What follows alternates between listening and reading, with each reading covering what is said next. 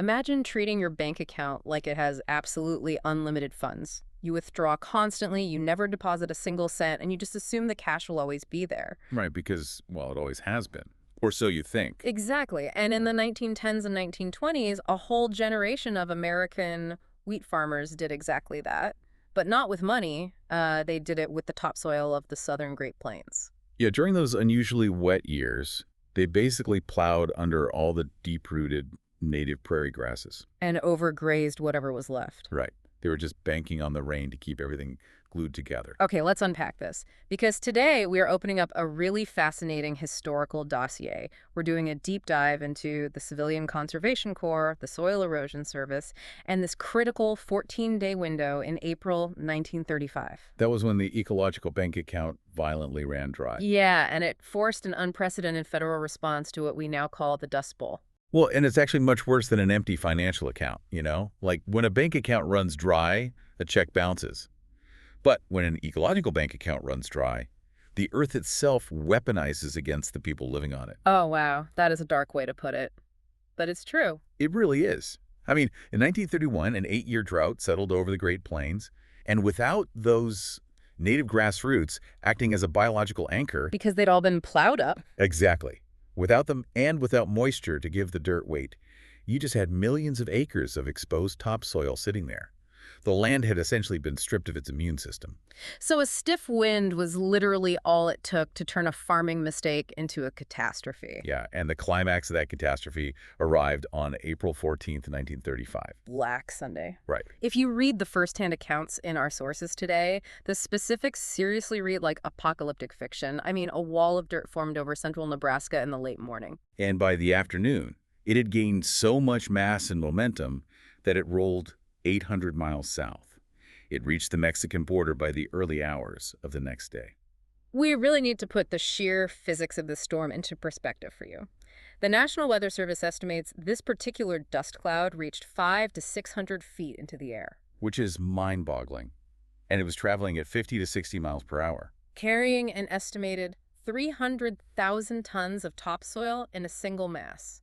300,000 tons of dirt just suspended in the air. Yeah, and people described a blackness so total that they couldn't even see their own hands pressed against their faces. It wasn't just dark, right? It was suffocating. Right. The air was packed with this fine silica dust that people were inhaling with every single breath.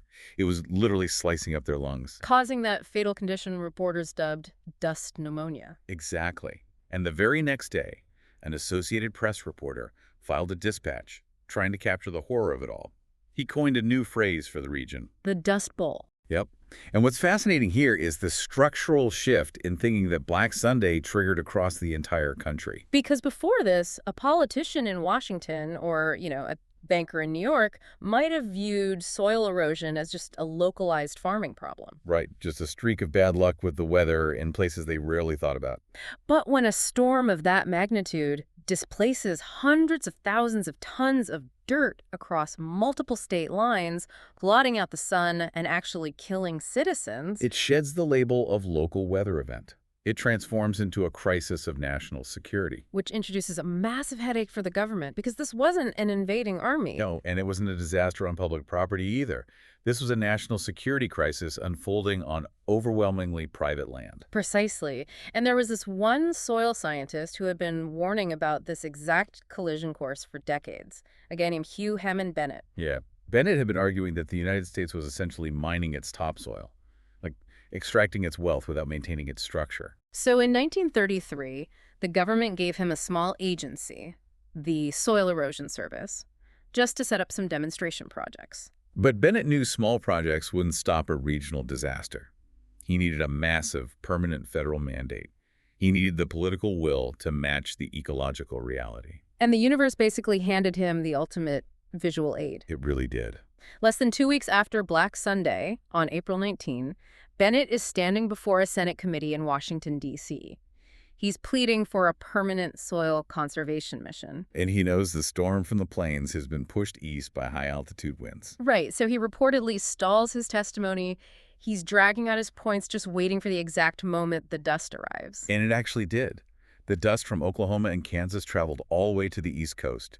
It darkened the skies right over the Capitol and settled onto the desks of the lawmakers he was talking to. He essentially pointed out the window and said, "There goes Oklahoma." You really cannot ask for a more visceral demonstration of a problem. I mean, the senators were literally wiping the Great Plains off their own lapels. So the legislative response was unusually swift. On April 27, 1935, which is a mere 13 days after Black Sunday, Congress passed the Soil Conservation Act. Creating the Permanent Soil Conservation Service, housed inside the Department of Agriculture with Bennett as its chief.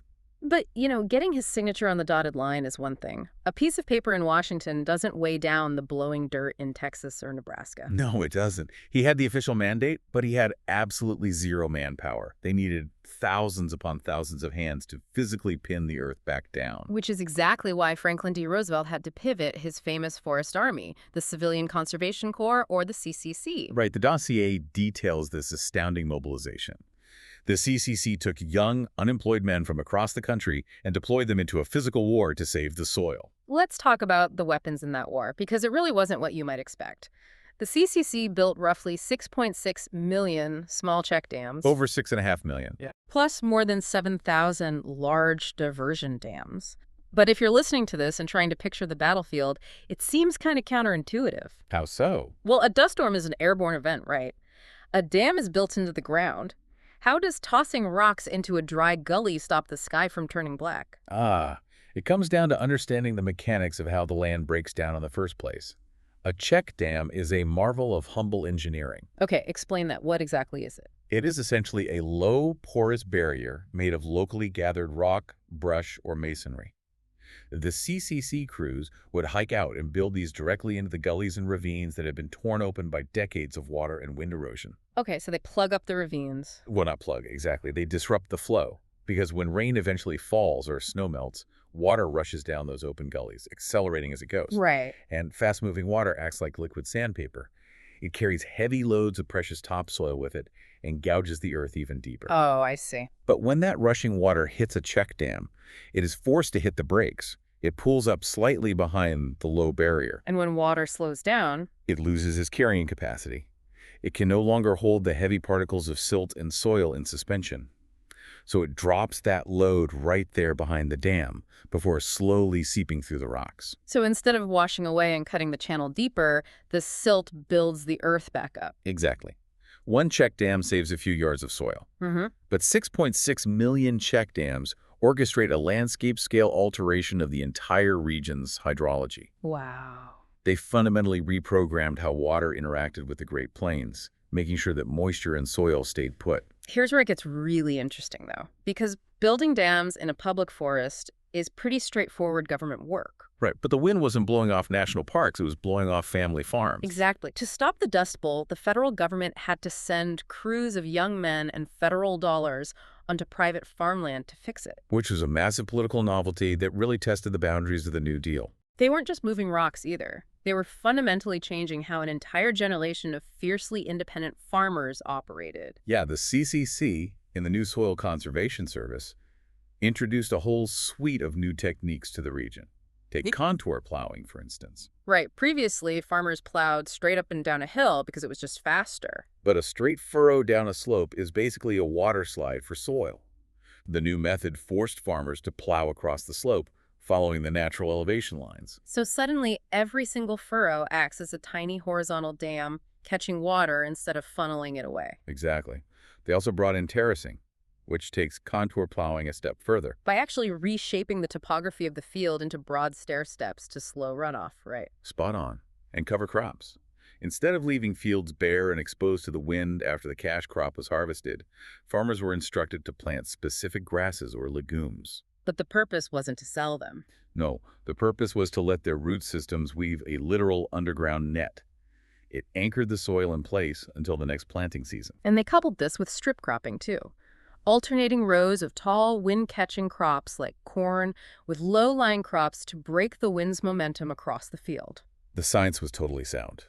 And the government even worked with land-grant universities to set up demonstration plots just to prove it wasn't some abstract Washington theory. But we have to analyze the core tension here. You have federal labor, funded by public taxpayers, actively improving the private property of individual citizens. It raises a profound question about governance. I mean, how far can Washington reach into a citizen's livelihood? Right. If you are a fiercely independent farmer in the 1930s, why would you ever let a federal agent onto your land to dictate how you drive your own tractor? It's a total political minefield. If they marched in demanding changes, the farmers would have just chased them off with pitchforks. So how do they bridge that gap? They solved it through an incredibly ingenious structural innovation called the Soil Conservation District. In 1937, Roosevelt urged state governors to pass legislation allowing these districts to form. And the Soil Conservation District wasn't a federal outpost. It was a localized unit of government run by a board of local farmers elected by their peers. Ah, so the federal government didn't knock on the door. Your neighbor knocked on the door. Exactly the point. The local district board would evaluate the watershed's needs, organize the farmers, and then formally request technical assistance and labor from the federal government. It inverted the whole power dynamic. It did. The federal intervention was locally governed and locally invited rather than forced from the top down. That is the secret to why this program was so broadly welcomed. Because you weren't being regulated by an anonymous bureaucrat. Right, you were receiving requested aid managed by the guy who owned the farm down the road. Now, alongside that granular farm-by-farm engineering, there was another project operating on a scale that is almost hard to comprehend. Oh, definitely. This was President Roosevelt's personal vision for the region, the Great Plains Shelterbelt. Formerly known as the Prairie States Forestry Project. It really remains one of the most ambitious ecological interventions in human history. The dossier outlines FDR looking at a map and just envisioning a band of trees 100 miles wide, stretching 1,200 miles straight down the center of the country. Right, from the Canadian border in North Dakota, cutting through South Dakota, Nebraska, Kansas, Oklahoma, all the way to the Brazos River in Texas. A literal great wall of trees. And the logic was as massive as the scale. If the wind is the vehicle carrying the soil away, you must break the velocity of the wind. So they designed thick rows of native hardy trees like red cedar, green ash, and cottonwood. Right, and they planted them along the western edges of fields. By forcing the wind up and over these dense windbreaks, it created a protected zone of calm air on the leeward side. Sheltering the vulnerable dirt. Exactly. And creating the shelter belt required a massive multi-agency coalition because FDR viewed this as a long-term ecological strategy rather than immediate emergency relief. He ran into some funding hurdles. Yeah, so he shifted the financial mechanism to the Works Progress Administration, the WPA. Which meant unemployed farmers in the region were actually being paid government wages to plant trees on their own land. It was a huge collaborative effort. The U.S. Forest Service supplied the saplings and the scientific management, the CCC assisted with the heavy lifting, and the farmers provided the ongoing care. And by 1942, this coalition had planted 220 million trees across 18,600 square miles of the Great Plains. What makes that achievement even more remarkable is that they planted a forest during the deepest drought in the region's recorded history. Yet survival rates held strong. They really did. Once farmers assumed full maintenance of the belts in 1937, survival climbed into the low 60s. Those 220 million trees stood as a physical living shield against the wind. Okay, we have to pause here and address the honest counter case, because the sources are very clear about not mythologizing the federal response. Right, like to look at the data. By 1938, the soil conservation districts reported that contour plowing, terracing, and the shelter belts had cut soil loss by 65%. That is a massive achievement. Huge. But the late 1930s also marked the end of the weather anomaly. The drought finally broke. The rains came back. Correct. So I have to push back a bit. How much of the Dust Bowl ending was the brilliance of Hugh Hammond Bennett's engineering, and how much was just, the fact that the sky finally opened up? Well, if we connect this to the bigger picture, it is impossible to cleanly separate the two. Any historian will tell you they operated in tandem. Okay. Because that 65% reduction in blowing soil in 1938 happened while the drought was still gripping the plains. The wind was still blowing, but the dirt had stopped moving at such an apocalyptic volume. So the techniques undeniably worked. Yes, they did. However, human engineering alone could not have ended the Dust Bowl. It took the return of regular precipitation to finally break the cycle of crisis. But the conservation work ensured that when the rain did return, the landscape was structurally prepared to absorb it. Exactly, rather than letting the rain just wash the remaining topsoil straight into the Gulf of Mexico. And that leads us to a deeply sobering reality about the decades that followed. Because that Great Wall of Trees, those 220 million saplings planted by hand to save the country. They didn't stand forever. No, they didn't. Many of those original Shelterbelts were actively ripped out of the ground in the second half of the 20th century. This is where the emergency of the past really collides with the economics of the present. Right. Let's compare the fixes. Those 6.6 million check dams built by the CCC were humble. They were tucked away in ravines and gullies, doing their job in the margins of the land without getting in anybody's way. But the Shelterbelts were massive, wide rows of dense timber cutting right across arable farmland. And as we moved into the 1960s and 70s, the machinery of industrial agriculture got significantly larger. And more importantly, farmers adopted center pivot irrigation. Right. Center pivot irrigation completely revolutionized the yield potential of the Great Plains. You draw ancient water up from the Gully aquifer and pump it through a massive quarter-mile-long pipe mounted on wheeled towers. It acts like a giant compass, pivoting around a central well, watering a perfect, massive circle of crops. It's a brilliant piece of technology. But a quarter-mile-long steel pipe on wheels cannot roll through a dense, mature row of green ash and red cedar. It creates a direct spatial conflict. Exactly. So what happened? Farmers brought in the bulldozers. While the windbreaks around the farmhouses were often spared for comfort, the wide belts cutting across the fields, the very trees that broke the wind and saved the soil in the 1930s, were deemed obstacles. They were systematically removed to make way for massive consolidated fields and the uninterrupted swing of the irrigation pivots. So the emergency conservation measures of the past were suddenly incompatible with the evolving economics of modern, large-scale industrial farming. The solutions of the 1930s were brilliantly tailored to the crisis of the 1930s. But as the economic incentives of farming shifted toward maximum efficiency, maximum yield, and massive unbroken scale, Those ecological buffers lost their perceived value. exactly. The immediate drive for economic efficiency often overpowers the generational memory of ecological disaster. So what does this all mean? Let's distill the core of this dossier for you. The 14 days between the blackness of Black Sunday and the passing of the Soil Conservation Act fundamentally changed the trajectory of the American landscape. It really did. It took the health of the dirt beneath our feet, elevated it from an ignored agricultural footnote, and turned it into a massive federal priority. And the wildest part is, it worked. It resulted in lasting institutional changes. I mean, the agency Bennett founded still exists today as the Natural Resources Conservation Service. And it ingrained vital farming practices like contour plowing that literally kept the continent from blowing into the Atlantic. And the reason this history matters to you, whether you live on a farm or in a high-rise apartment, is because it serves as a powerful historical proof of concept. How so? It proves that massive, coordinated government intervention in an environmental crisis can be wildly successful. It can even be popular. But the dossier reveals a critical caveat, right? It works best when the intervention is highly visible, immediately useful, and crucially, when the local community feels ownership of it. Yes.